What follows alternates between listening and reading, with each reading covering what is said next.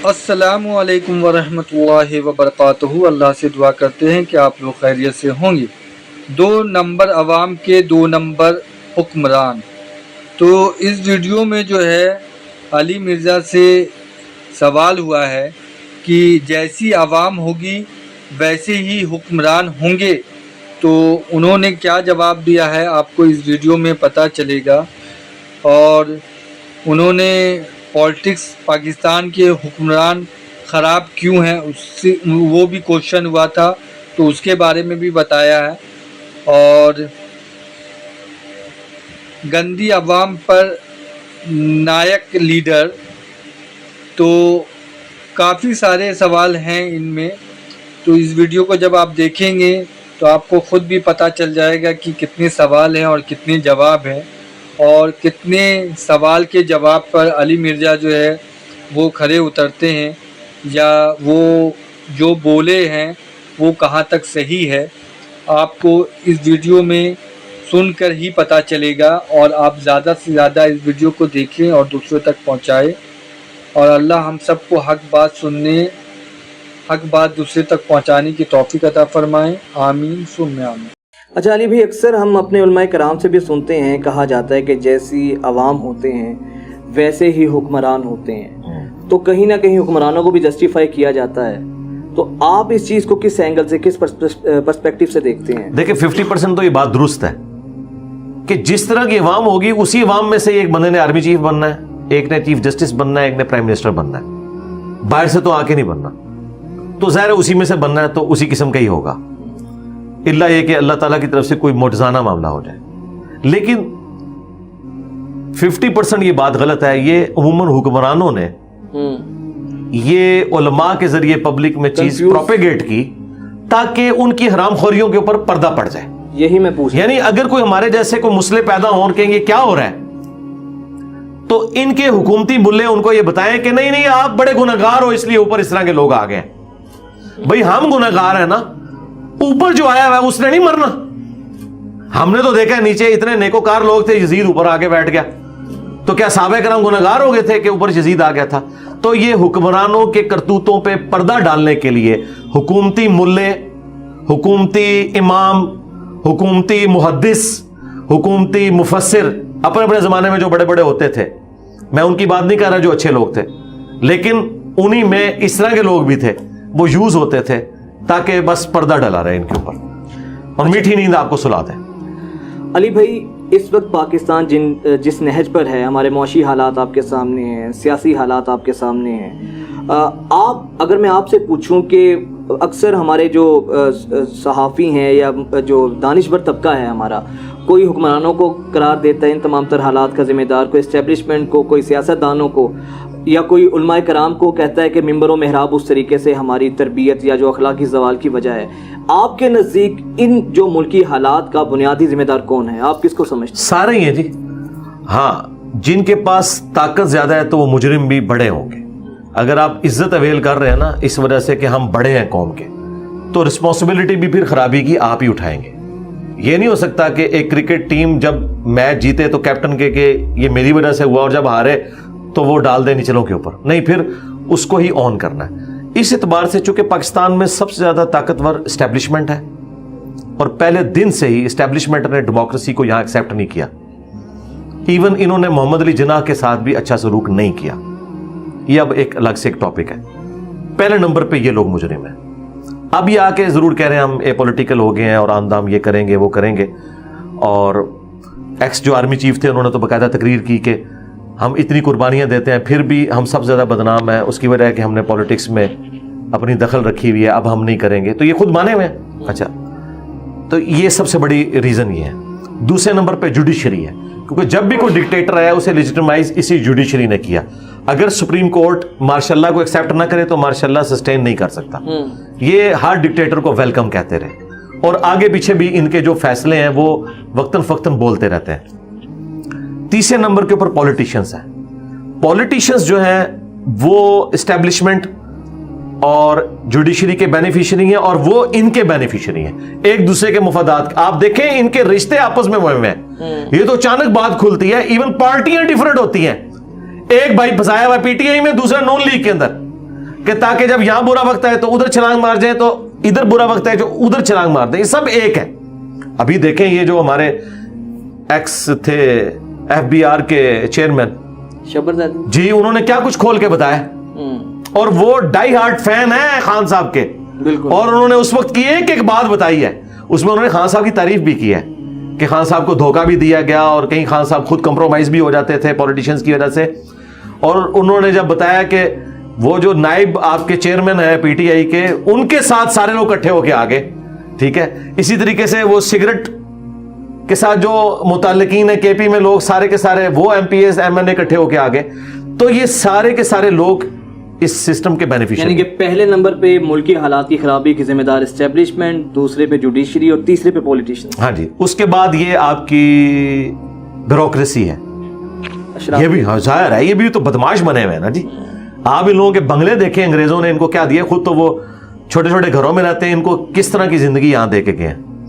اور اس کے بعد پھر آپ کے وڈیرے, اور وہ پولیٹیشنز کی کیٹیگری میں اگر آپ نے فال کروانا ہے, وہ الیکشن نہ بھی لڑے وہ کنگ میکر ہوتے ہیں.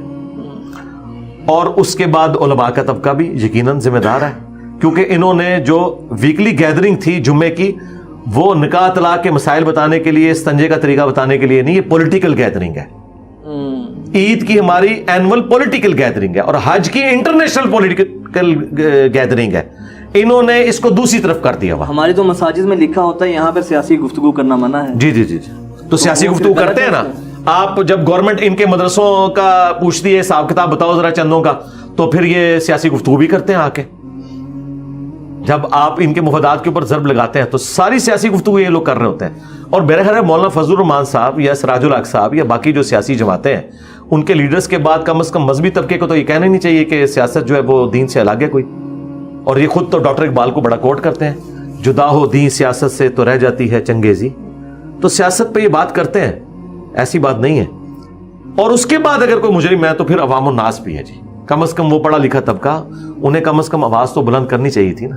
اب آپ دیکھ لیں جتنے لوگ قانون کی حکمرانی کی بات کرنے والے لوگ ہیں, جہاں جہاں ان کی پولیٹیکل ایفیلیشن ہے, جب ان پولیٹیشنز کے اوپر برا وقت آتا ہے نا, اس وقت انہیں democracy, rule of law, judiciary یاد آتی ہے. اور جب دوسروں پہ برا وقت ہوتا ہے اس وقت وہ کہہ رہے ہیں بالکل ایسا ہی ہونا چاہیے ان کے ساتھ. تو ان سب کو اکٹھا ہونا چاہیے کہ طے کر لیں کہ ہم نے آئین کی پاسداری کرنی ہے, فوج نے اپنا کام کرنا ہے, جوڈیشری نے اپنا کام کرنا ہے, پولیٹیشنز نے اپنا کام کرنا ہے, پارلیمنٹ نے قانون سازی کرنی ہے. پارلیمنٹ قانون سازی کیا کر رہی ہوتی ہے, جیسے ہی حکومت جا رہی ہوتی ہے وہ اپنے بینیفٹس بڑھا کے تو ہو جاتی ہے.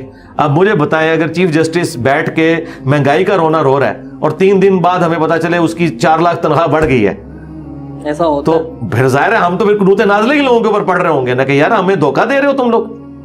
مطلب تمہارے دل میں کہاں, تمہارے سینے کے اندر اتنا غم آ گیا ہے عوام کا. اچھا, ہم سیاستدانوں سے جب اس پر بات کرتے ہیں اپنے ٹاک شوز میں تو وہ بڑی بے بسی کا اظہار کرتے ہیں. وہ کہتے ہیں کہ ہمارے تو ہاتھ پاؤں بندھے ہوتے ہیں, چاہے وہ وزیر اعظم ہو یا چاہے ایک عام کوئی منسٹر بھی ہو, تو کہیں نہ کہیں وہ اپنے آپ کو اس طرح سے جسٹیفائی کرتے نظر آتے ہیں کہ ہمارے تو ہاتھ ہی بندھے ہوئے ہیں. پھر ریسنٹلی جو کچھ ہو رہا ہے وہ بھی آپ کے سامنے ہے. ٹھیک ہے, کسی حد تک بھی بات درست ہے, لیکن 100% نہیں بندھے ہوئے. دیکھیں, میں سب سے زیادہ کرٹیسزم کرتا ہوں اسٹیبلشمنٹ کے کردار کے اوپر, لیکن یہ ان کی خوبی ماننے والی ہے. اگر انہیں بجٹ مل رہا ہے نا تو کینٹ آپ کو صاف نظر آ رہا ہے. ٹھیک ہے, ایک پہاڑ کی چوٹی پہ بھی فوجی بیٹھا ہے نا, اس کے پاس بھی کھانا جا رہا ہے صاف ستھرا, میڈیکل کی فیسلٹی دی ہے. یار ان کو بجٹ ملا ہے, انہوں نے لگایا ہے نا, کھایا انہوں نے بھی ہے, وہ خود مانتے ہیں کہ ہمارے لوگ کھاتے بھی ہیں. تم لوگ صرف کھاتے ہی رہے ہو. کیا اسٹیبلشمنٹ نے روکا ہوا تھا میٹرو بنانے سے؟ شہباز شریف نے بنا کے بتائی ہے نا. ٹھیک ہے, BRT نہیں بنی آپ کی, آپ تو بند ہی ہو گئی. ٹھیک ہے, ہاں, تو آپ دیکھ لیں نا. تو اب کم از کم شہباز شریف سے ان کو معافی مانگنی چاہیے نا, جو اتنی لمبی لمبی زبانیں کھول کے کہتے تھے اتنے میں تو 10 بن جاتی ہیں, تم نے 10 کے برابر پیسے لے کے بھی ایک نہیں چلا سکے, تو کریڈٹ دو نا اس کو. تو میٹرو کیا اسٹیبلشمنٹ نہیں بننے دے رہی تھی؟ یہ آپ پنڈی اسلام آباد کی میٹرو, میرا تو وہ دوسرا سٹی ہے, تو میں کہتا ہوں کہ مجھے تو اتنی خوشی ہوتی ہے. 8 یونیورسٹیز آ رہی ہیں اس میٹرو کے اوپر, بچیاں عزت کے ساتھ سفر کر رہی ہیں. وہ لوگوں نے اپنی گاڑیاں بند کروا دی ہیں, پیسے بچ رہے ہیں لوگوں کے. اور جو بیچارے استحصال کرتے تھے, 4-4 5-5 ہائیسز بدل کے, وہ بیچاری بچیاں فرنٹ سیٹ کے اوپر, وہ ڈرائیور جو کچھ ان کے ساتھ کرتے تھے, اب عزت کے ساتھ ایئر کنڈیشن بس میں بیٹھ کے وہ جاتے ہیں. سب کچھ ہو رہا ہے جی. میں کہتا ہوں جی اس کے فضائل کے اوپر پوری ایک بک لکھی جا سکتی ہے. شہباز شریف کے کہ میٹرو کے؟ نہیں, میٹرو کے فضائل پہ, اور ظاہر ہے کہ اس کا کریڈٹ شہباز شریف کو ہی جاتا ہے. تو اس نے کر کے بتایا نا یار.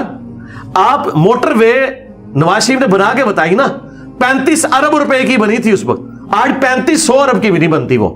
ٹھیک ہے, اس وقت بھی لوگ باتیں کرتے تھے موٹر وے کی کیا ضرورت ہے, آج کہتے ہیں نہیں ہماری لائف لائن ہے. تو دیکھیں پولیٹیشنز نے جہاں کنٹریبیوشن کی ہے وہاں پہ کی ہے. انہیں چیئرمین پی ٹی آئی نے صحت کارڈ لانچ کیا ہے نا, بالکل, تو اسٹیبلشمنٹ نے انہیں روکا تو نہیں نا. تو یار یہ کام ہو سکتے تھے نا, کریں نا.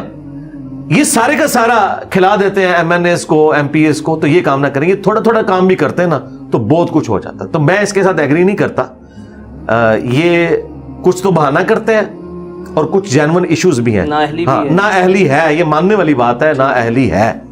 آپ انگوٹھا چھاپ لوگوں کو, یار آپ لوگوں نے وزیر بنایا ہوا ہے. ٹھیک ہے جی, آپ دیکھیں چیئرمین پی ٹی آئی نے اس بندے کو سائنس اور ٹیکنالوجی کا بنایا ہوا تھا وزیر, جو ایک وکیل ہے, اور وکیل بھی کس قسم کا, آپ کے ایریا کی. ہاں جی, اور وکیل بھی کس قسم کا. ٹھیک ہے, آج تو آپ لوگ بھی اس کے خلاف بول لیں گے نا, کیونکہ وہ چھوڑ چکا ہے نا. ابھی وہ پی ٹی آئی میں ہوتا تو آپ نے کہنا تھا وہ نون لیگ والوں نے تو یہ کر دیا نا. تو بات یہ ہے کہ یہ تو ہمارا لیول ہے کہ ہم کن لوگوں کو کن پوسٹوں کے اوپر لگاتے ہیں. یہ ہم گالی دے رہے ہوتے ہیں عوام کو. ٹھیک ہے, مجھے تو بڑی حیرانگی ہوتی ہے کہ سائنس اور ٹیکنالوجی کا وزیر وہ ہے جسے سائنس کا پتہ نہیں ہے. اس کے سامنے ایک بندہ, ایک پی ایچ ڈی اگر آگے فزکس بیٹھتا ہے تو وہ کیا, اب میرے ساتھ کوئی آگے بیٹھتا ہے, کوئی سائنس کا جاننے والا ہو, دنیا کا جاننے والا, دین کا جاننے والا, تو وہ گھبرا کے بیٹھتا ہے کہ جس فیلڈ میں بات کروں گا اس کو مجھ سے زیادہ ہی پتا ہوگا, تو ڈیفینسو اینڈ پہ رہتا ہے. اور جب میں اسے سمجھاتا ہوں بات سمجھ آتی ہے.